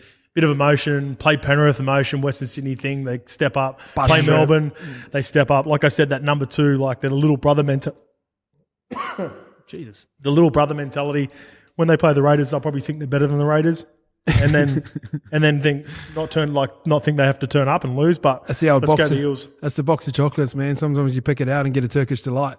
Turkish Delight's a grouse. No, it's not. Comment below. What are you not Turkish Delight? Who keeps eating them? That's a serial killer. Black jelly beans, Turkish Delight. Black jelly beans are a fucking doozy as well. Oh, bro. You can tell your semis, mate. It's only Scope and Semi that smack all the Turkish Delights. Semi. No one needs black jelly beans. Yeah, they do. Black jelly beans are the best. Guys, thanks for tuning in. Appreciate it. Please like, please comment, please subscribe, and stay away from people that eat black jelly beans.